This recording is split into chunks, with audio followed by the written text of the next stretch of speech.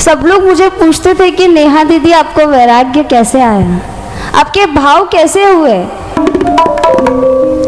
मेरे विदाई के स्पीच में आना, मैं पूरी विस्तार से स्टोरी बताऊंगी, वहाँ पर आपको पता चल जाएगा कि मुझे वैराग्य कैसे हुआ। आज मेरी वो भावना पूर्ण हुई और कल मुझे कर्म रज को हरने वाला रजोहरण मिलने वाला है। ऐसे ही मेरे लाइफ बुक में बहुत सारे उपकारी हैं।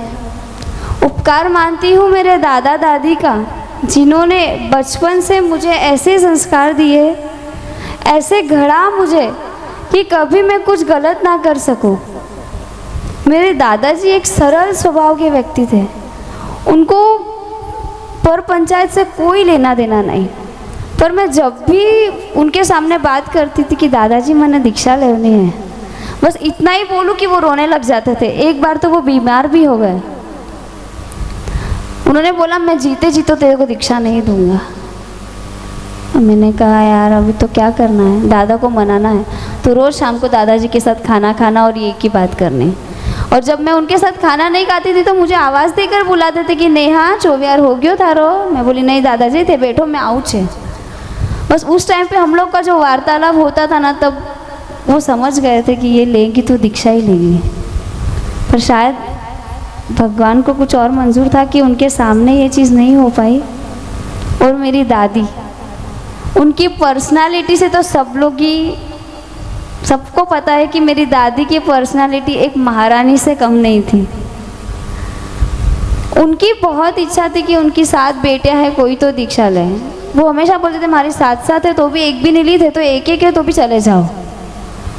मैंने वही बोला उनको कि संयम है, ये संयम के भाव ऐसे नहीं आते हैं। उस टाइम पे धर्म इतना नहीं होता था। अभी तो स्तवन स्तुति द्वारा, भक्ति द्वारा इतना धर्म बढ़ गया है ना, तो जिसको वैराग्य नहीं भी आता है उसको भी वैराग्य आ जाता है। पर दादी एक ही चीज़ बोलती थी कि नरेश तू ध्यान रखजे, आ ले तो दीक्षा ले, तू कहीं भी कर लेजे। आज मुझे संयम मिलने वाला है, खुशी तो बहुत ज़्यादा है, पर ये खुशी 4 गुना ज़्यादा होती अगर मेरे दादा दादी के सामने मेरी दीक्षा होती।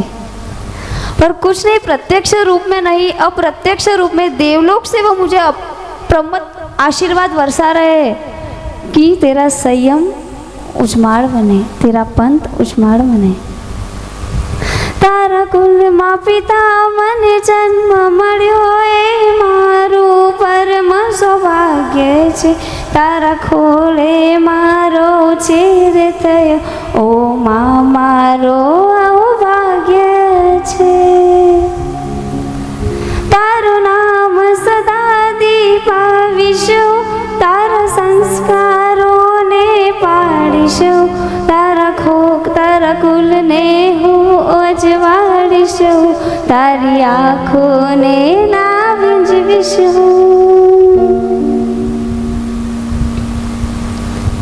अब मैं मेरे मम्मी पापा के बारे में बताना चाहती हूँ। ये लोग जो कर रहे हैं ना, सब लोग बोलते हैं वैराग्य ने वंदन, वैराग्य ने वंदन। मैं बोलती हूँ ना कि असली वंदन तो उन्हीं को होने चाहिए जो अपने कलेजे के कोर को शासन को समर्पित करते हैं। अगर ये लोग नहीं होते तो मैं नहीं होती। इन्होंने अगर मुझे आज्ञा नहीं दी होती तो आज मेरा महोत्सव, मेरे दीक्षा का महोत्सव नहीं होता। मेरे पिताजी पापा, उनका हृदय ना मखमल से भी कोमल है। वो किसी को रोते हुए भी देखते हैं ना, इमोशनल सीन्स भी देखते हैं ना, तो उनको रोना आ जाता है। तो ये तो इतनी बड़ी चीज़ थी कि उनकी खुद की बेटी का दीक्षा लेना, छोड़ के चले जाना।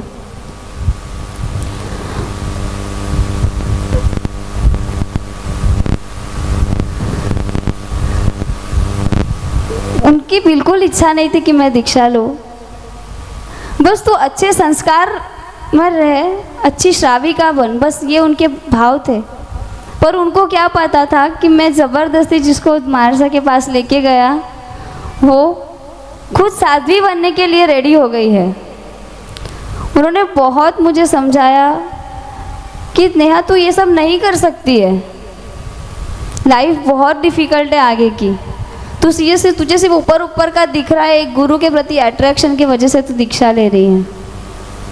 पर जब उन्होंने मेरी क्रिया देखी, मेरे संयम के प्रति लगाव देखा, उन्होंने मन में तो ठान ही लिया था कि ये लेगी तो दीक्षा ही लेगी, पर एक बार मना के देखता हूँ कि कोई भी मम्मी पापा इजीली दीक्षा की आज्ञा नहीं देते। मेरे साथ भी यही स्ट्रगल चलता गया, पर फिर भी इनके अनंत उपकार है कि इन्होंने मुझे शासन को समर्पित होने से नहीं रोका और आज आज्ञा प्रदान की। मेरी मम्मी एकदम सरल स्वभाव, किसी से ज़्यादा कोई लेना देना नहीं, कुछ नहीं करना, बट कोई भी चीज़ लेनी है, मतलब छोटी से छोटी भी चीज़ उन्होंने लाई है ना तो मुझे दिखाती है।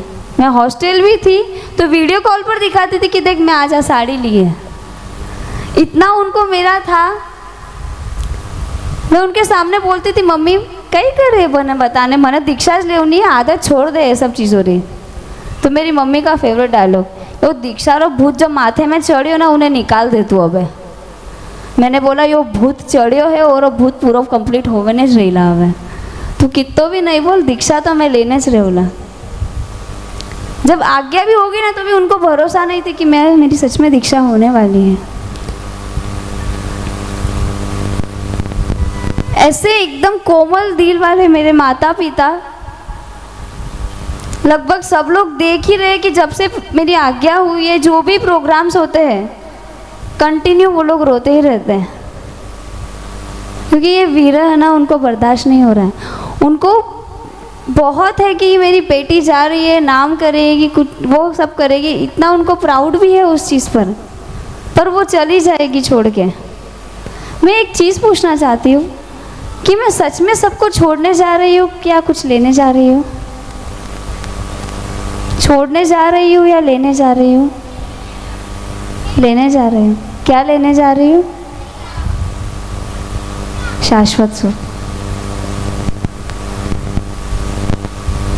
शाश्वत सुख को लेने जाना है, अगर कुछ लेना है तो कुछ खोना पड़ेगा, ये तो सबको पता है। तो ये नॉर्मल संसार के डे टू डे लाइफ में मुझे पाना है तो ये खोना पड़ेगा नहीं।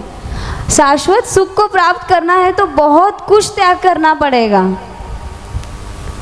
सब बोलते नेहा दीदी आप इतने सुंदर दिखते हो, इतना आपको शौक है ये करने का वो करने का, तो आप दीक्षा क्यों ले रहे हो? दीक्षा के भाव कैसे आए? जब आप लोगों को पता चलेगा ना, हम लोगों को जाति स्मरण ज्ञान नहीं है, हम लोग को जब रियलाइज़ होगा कि हमारी जो पिछले भवों की लाइफ है ना, निगोद से लेकर एकेंद्रिय, बेंद्रिय, तेंद्रिय, चौरेंद्रिय, पंचेंद्रिय में भी संगनी पंचेंद्रिय और संगनी पंचेंद्रिय में भी प्रभु का शासन हमें मिला है। अगर ये हम लोगों को ये जो भव भ्रमणा हमारी हुई है, अगर हम लोग को पता होता ना कि हमारे पास्ट में क्या चल रहा है, तो आज नीचे कोई भी नहीं बैठा होता, सब ऊपर आके बैठे होते। प्रभु के तो अनंत अनंत उपकार है हमारे ऊपर कि हम लोगों को ये शासन दे दिया उन्होंने। पर क्या हमारे शासन के प्रति हमारे प्रभु ने जो हमें दिया है इसका ऋण हम कैसे चुका सकते हैं? प्रभु ने उपकार किया है, ये चीज सब मानते हैं? हाँ या ना? सिर्फ बोलना और सुनना नहीं, मैं जो क्वेश्चन कर रही हूँ उसका जवाब भी तो मुझे मिलना चाहिए। सिर्फ बोल के चले जाओगे, आप सुन के चले जाओगे, बाहर जाके बात करो कि स्पीच अच्छी हुई थी, स्पीच थोड़ी ऐसी थी वैसी थी, ऐसा नहीं।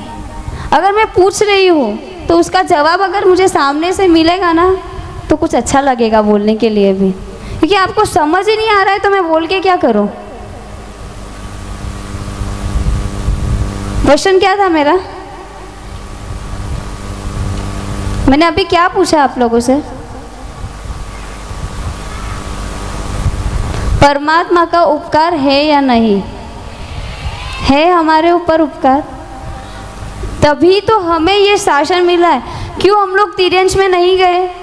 बाहर बहुत सारे कुत्ते बिल्लियाँ बैठी है, पर जो समझ हम लोगों को है वो उनको नहीं है।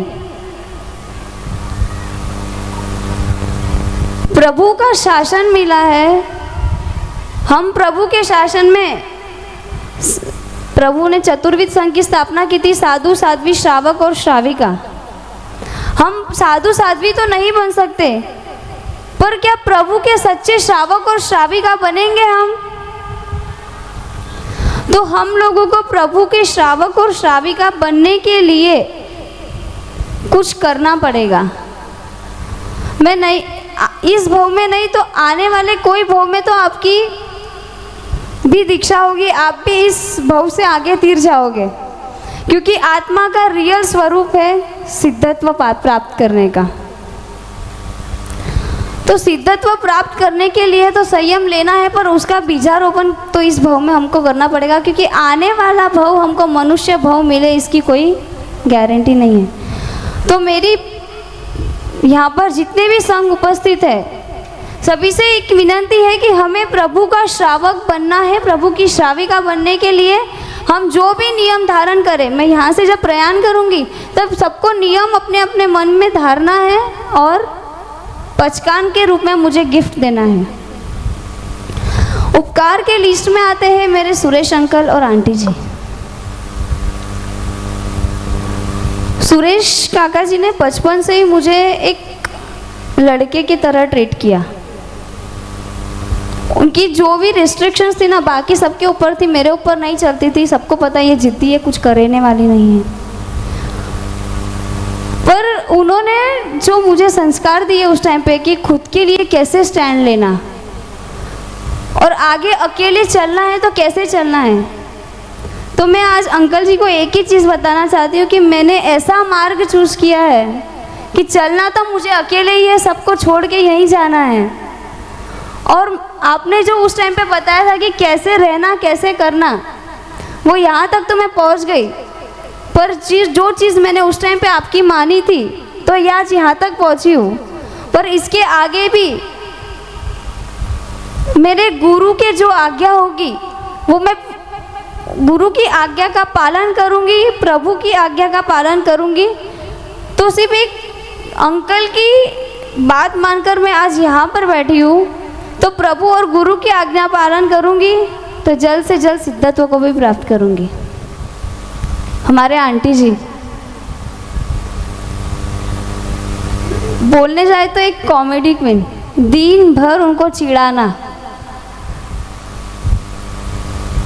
सकूबाई ओल आंदो कहियो सकूबाई सीध गया, ये चीज़ दिन भर मैं उनको बोलती थी, इतना चिढ़ाती थी मैं उनको, पर कभी भी मुझे उन्होंने कुछ भी नहीं बोला।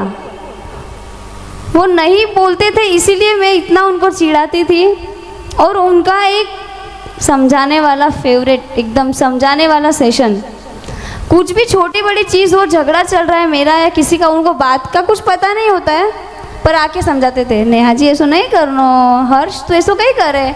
मैं उनको पूछती थोड़ा माला में चल रहे हो कहीं है, तो बोले नहीं, तुम्हारे समझाने की कराया पचे थे।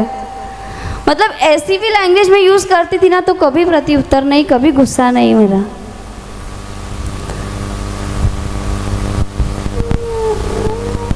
ऐसे जब रिलेटिव्स रहते हैं ना, ऐसे कजिन्स, काका काकी, भाई बहन ऐसे होते हैं ना, मिलजुल कर रहने वाले, तो पता नहीं चलता है हमारी लाइफ कैसे निकल जाती है। उसमें उपकारी के क्रम में आते हैं मेरे दिलीप अंकल और चाची जी। दिलीप काका जी ने मुझे हमेशा एक बेटी की तरह ट्रीट किया है, क्योंकि मेरी दादी की इच्छा थी सबको एक लड़का एक लड़की, एक लड़का एक लड़की है, नेहा एक्स्ट्रा है, नेहा ने तू रख ले। मैंने बोला मैं एक्स्ट्रा हूँ तो मैं सच में निकल जाऊँगी अब। और जब उनको दीक्षा का पता चला तो बोलते या तो एक्स्ट्रा है या तो जावे हवे। पर एक्स्ट्रा वाली बात नहीं है, तो एक जस्ट कमेंट पास हुई है। हम दोनों का रिलेशन ऐसा है ना, हर चीज़ साथ में करना, खाना खाना, जब तक मैं रात को खाती थी तब भी साथ में ही खाते थे, पर जब से मैंने बंद किया तब से सुबह का खाना, उनको कितना भी लेट हो, कितना भी दुकान में रश हो, फिर भी साथ में ही बैठ के खाना खाना है। मुझे कितनी भी भूख लगी हो पर हम लोग साथ में ही खाना खाते थे। अगर मैं कभी बाहर गई हूँ कुछ काम से, वो मेरा वेट करते थे, मैं उनका वेट करती थी। कुछ भी हो जाए, कोई भी चीज़ लाओ, साथ में करनी है। हम लोगों को अत्तर का बहुत शौक था। वो नया कोई भी अत्तर लेके आए, देख मैं यहाँ नया लाया, मैं बोली इतनी मोटी बॉटल है, छोटी बॉटल में मैंने निकालने दे जो। बस ऐसे ही हम लोगों की मस्ती चलती रहती थी। और चाची जी, उनके साथ में तो मेरा एकदम फ्रेंडली बिहेवियर, एक बड़ी बहन होती है ना वैसे उनके साथ ट्रीट करती थी मैं। कुछ भी करना हो, लाना हो, कोई भी ड्रेस लाया हो, कुछ भी लाया हो, चाची जी कैसे दिखे कैसे दिखे, वे बोलते थे अच्छा नहीं है रिजेक्ट, अच्छा है तो ठीक है। बस ऐसे ही हम लोगों का रिलेशन चलता गया। उपकारी के रूप में मैं मेरे भाई बहनों को कुछ कहना चाहती थी। बंटी भैया, मोनिका जीजी, ये दोनों नहीं होते तो शायद मेरा बचपन इतना सुनहरा और इतना मेमोरेबल नहीं होता। बंटी भैया के सामने ना उसने तो सब चीज़ बताई कि नेहा जो भी डिमांड करती थी वो मैं पूरी कर देती थी। सच में वो मेरा विश बुकर है। छोटी से छोटी, बड़ी से बड़ी कोई भी चीज़ मैंने उसको बोली है और मुझे नहीं मिली है, ऐसा हुआ ही नहीं है। लास्ट दीक्षा के प्रोग्राम में भी मुझे मंडप भी ऐसा चाहिए, एंट्री भी ऐसी चाहिए, ऐसा चाहिए वैसा चाहिए। जितना मुझे मैंने उसको बताया है ना, उससे कहीं गुना ज़्यादा ही उसने करके दिया है मुझे। बचपन से लेकर हमेशा हर चीज़ हम लोगों के साथ में।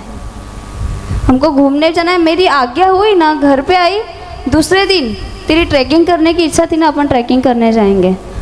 मतलब जो बोला वो पूरा किया है। आज वो लोग भी बहुत बड़ा त्याग कर रहे हैं। मैं उनके भी चरणों में बहुत बहुत नतमस्तक हूँ। बस ऐसे ही मेरा साथ देते रहना। मोनिका दीदी,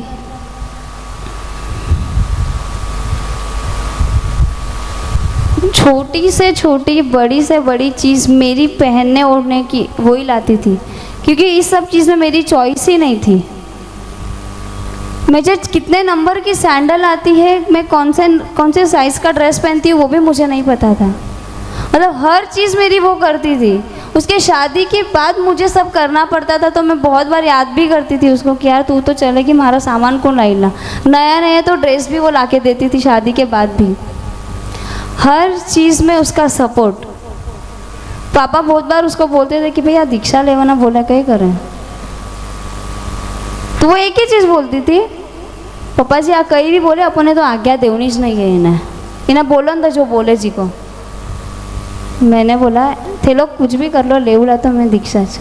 पर दीक्षा के लिए भी उसका सपोर्ट और उत्साह इतना कि मेरे कौन से फंक्शन में मैं कौन सा ड्रेस पहनने वाली हूँ, मेरी ज्वेलरी कहाँ से आएगी, मेरी मेहंदी वाली कहाँ से आएगी, पार्लर वाली कहाँ से आएगी, हर एक चीज़ उसने की है। मुझे कुछ भी नहीं पता है कि मतलब आज शाम को 7 बजे का प्रोग्राम है, मुझे 6:30 बजे तक भी नहीं पता होता है कि मैं क्या पहनने वाली हूँ। सब रेडी होता है।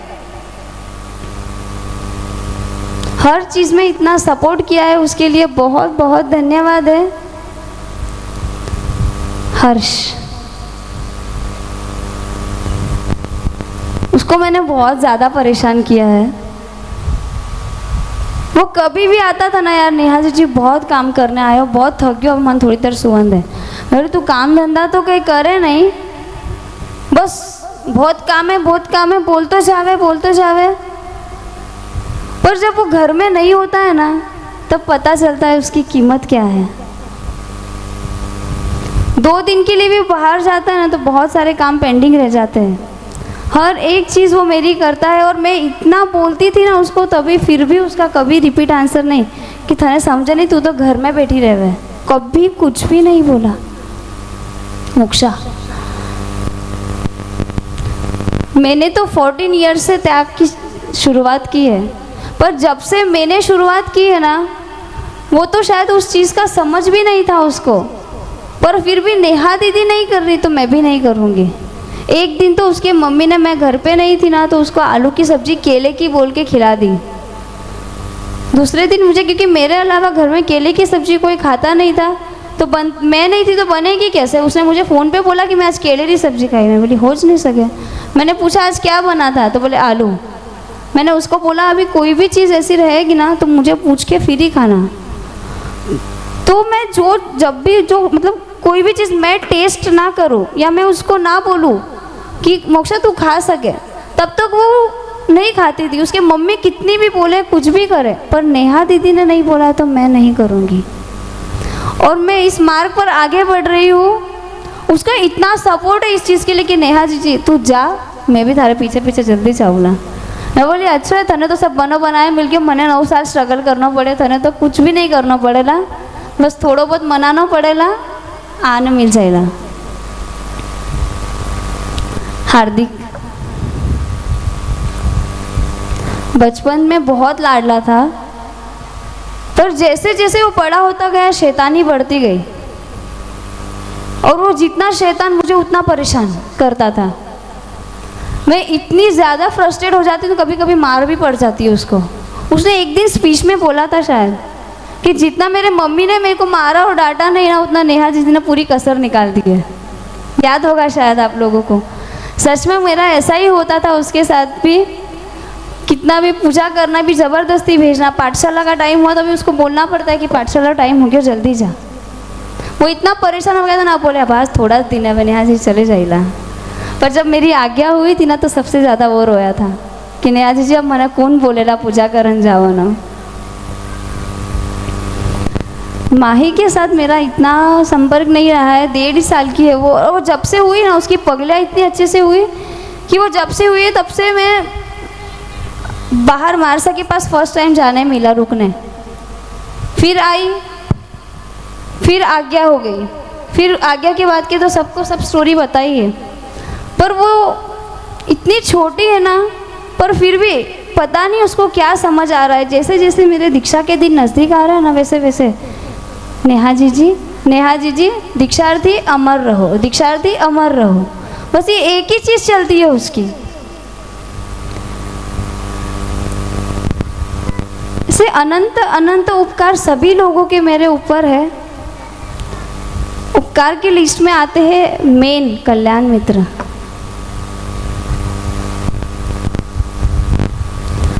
कल्याण मित्र वही होता है जो प्रभु के मार्ग पर हम लोगों को आगे बढ़ाने के लिए सपोर्ट करता है। फ्रेंड्स की बात नहीं हो रही है, ये कल्याण मित्र की बात हो रही है। जब मेरा वैराग्य की शुरुआत हुई ना, तब मुझे उसी टाइम एक कल्याण मित्र मिले, परिधि।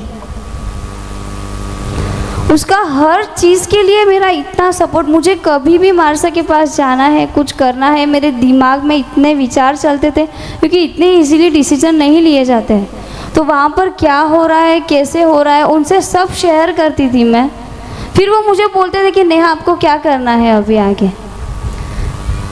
हर एक चीज़ में उनका इस चीज़ के लिए तो हमेशा सपोर्ट मिला, क्योंकि हम लोगों की जब भी बात होती ना, इधर उधर की फालतू बातें कभी भी नहीं हुई।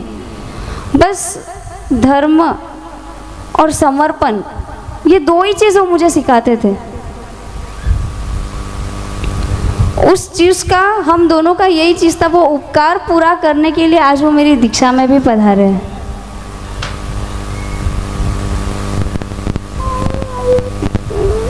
काजल,